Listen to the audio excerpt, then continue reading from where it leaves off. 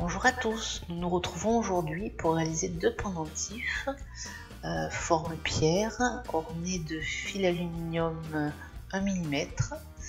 Donc le premier sera motif marbré, noir et blanc, et le second plus facile, réalisé avec une pâte pailletée noire simplement, tout simplement.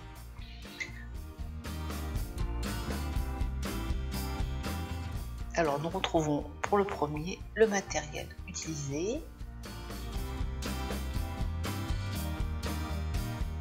Alors on va commencer par faire une boucle avec le fil 1 mm grâce à une pince ronde, et ensuite vous allez tourner autour pour faire un petit tourbillon.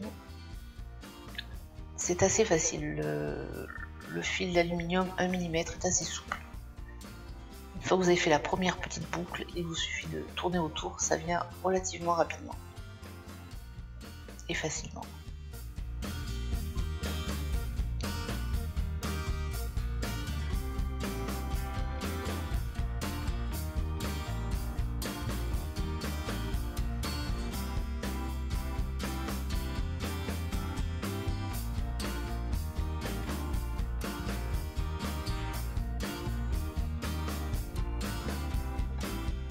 Ensuite, comme vous le voyez, on va essayer de donner une forme pointue à ce cercle, de manière à pouvoir faire rentrer la pierre à l'intérieur.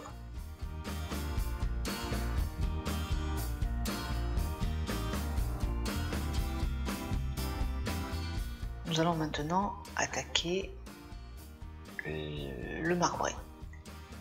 Donc on mélange à quantité égale du blanc et du translucide.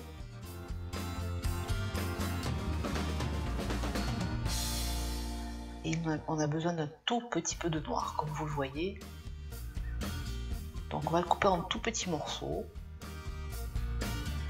et mettre des petits bouts noirs par-ci par-là, en les décollant bien. Oui, là j'en ai qui sont agglutinés, donc je les sépare. S'il n'y en a pas assez, vous en rajoutez un petit peu, voilà.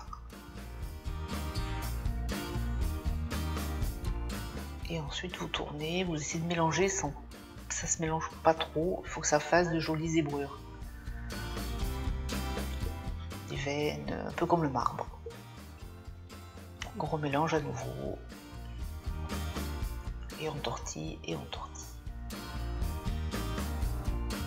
Donc là vous voyez, j'en avais pas pris assez, donc j'ai coupé un petit bout de noir. Bon, je trouve que c'était du noir et du blanc, donc ça changeait pas grand chose. Il suffit de rajouter un petit peu de noir si vous voyez qu'il n'y en a pas assez. Et ensuite on remélange à nouveau en tournant.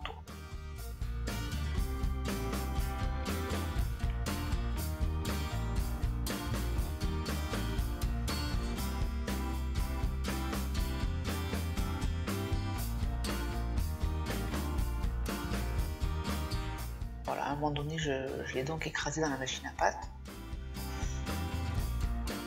Et j'ai continué à plier, à resserrer. J'ai retourné encore un petit peu pour que les veines soient un petit peu irrégulières. Voilà, vous faites ça jusqu'à ce que vous soyez content du résultat. Moi je voulais une petite veine noire, mais je voulais aussi des veines claires, des veines grises, donc voilà. On va essayer de l'allonger. Donc là je vais me faire une petit embout en pointe pour pouvoir rentrer le fil d'alu au bout.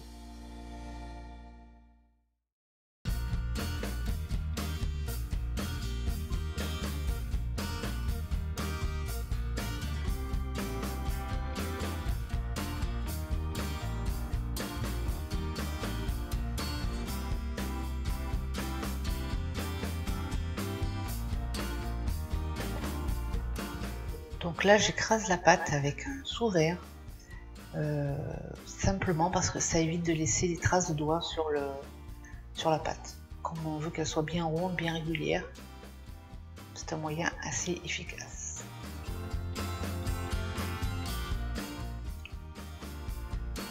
Donc là je teste la grosseur de mon boudin de pâte par rapport à l'embout en fil d'alu.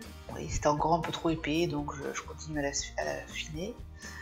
Quant à mon fil d'alu, du coup je l'ai réécrasé et j'ai retortillé encore un peu, genre continué à faire des tourbillons parce que il était trop petit.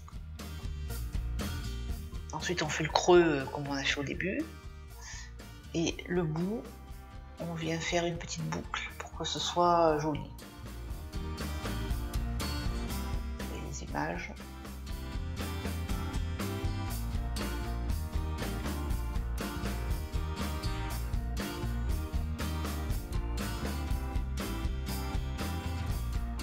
Voilà, vous voyez, donc là j'étais assez contente, ça rentrait bien. La petite boucle se positionnait bien. Il ne reste plus qu'à couper à la longueur voulue.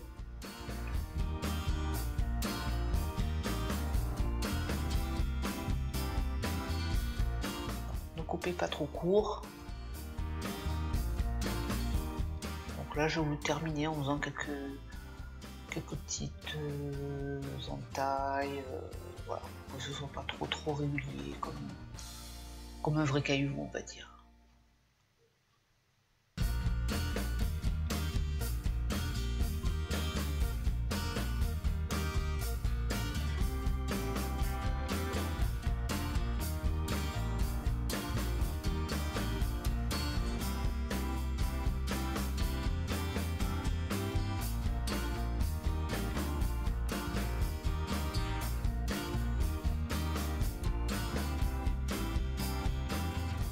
Ensuite, on va percer le dessus du pendentif avec une aiguille en tournant pour ne pas le déformer.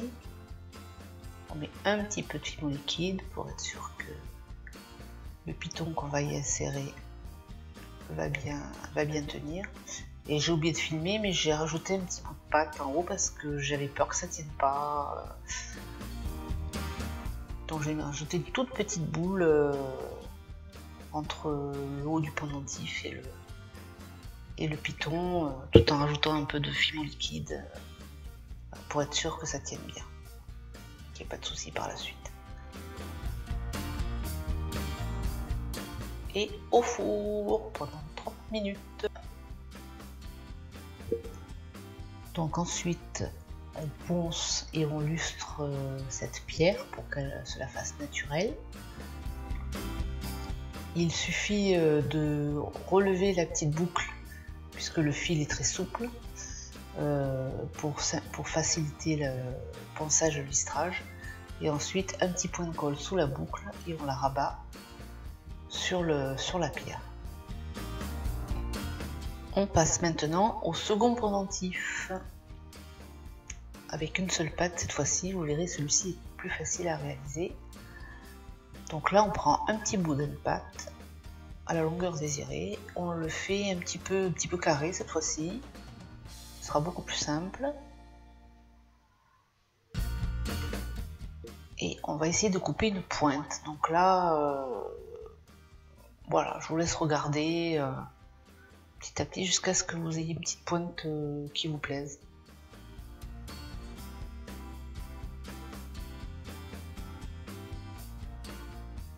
Coupez-le donc un peu plus long que ce que vous voulez, de manière à vous laisser une petite marge de manœuvre.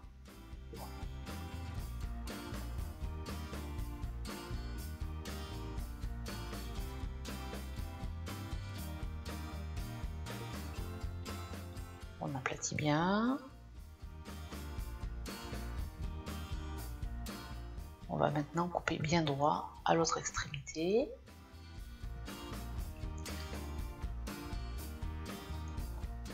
On va faire un petit trou avec le scalpel ou une aiguille, ce que vous avez sous la main.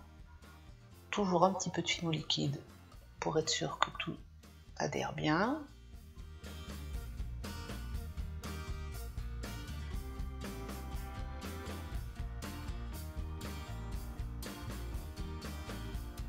On l'insère dans le trou. Il n'y a plus qu'à mettre le petit piton, à enfoncer le petit piton pour qu'il tienne. Et on fait cuire 30 minutes. Là aussi, on va poncer et lustrer notre petite création. Une fois ceci fait, on va s'attaquer au fil aluminium. Donc cette fois-ci, ce sera plus facile puisque la création est cuite et donc bien solide. Donc comme tout à l'heure, on fait une petite boucle. Et on continue à réaliser les petits tourbillons.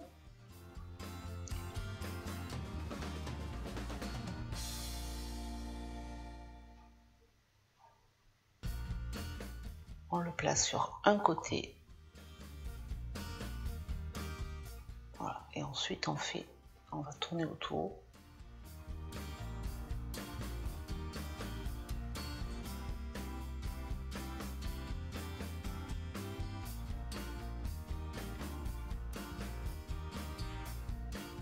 Donc là, vous laissez une petite longueur pour pouvoir faire une deuxième boucle ressemblant à peu près à la première. Comme tout à l'heure, on prend la pince ronde, on fait la petite boucle et on continue à la main à enrouler.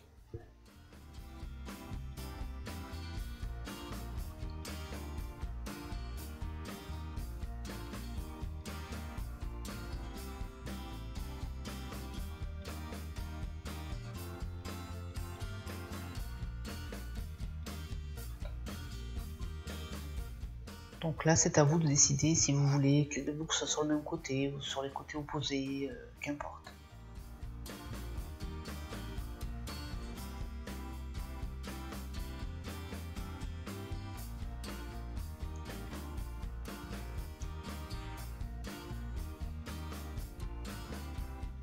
Voilà, donc arrangez bien les fils à votre convenance, bien parallèles.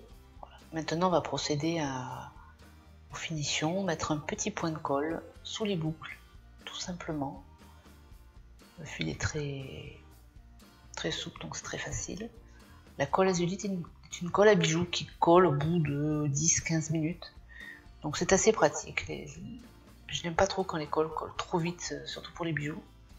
Donc vous faites le premier voilà, en la gardant bien maintenue contre le support. Vous faites de même pour la deuxième boucle. Vous refermez et vous collez également la seconde. Voilà. Vous gardez quelques minutes ainsi bien serré et vous attendez une bonne quinzaine de minutes avant de faire quoi que ce soit. On va terminer en mettant un petit anneau. Je ne vous l'ai pas montré pour le premier pendentif. Voilà, je vous le montre pour celui-ci. Vous ouvrez bien l'anneau et vous le refermez toujours en allant vers vous ou en sens inverse, jamais en écartant l'anneau pour ne pas le déformer.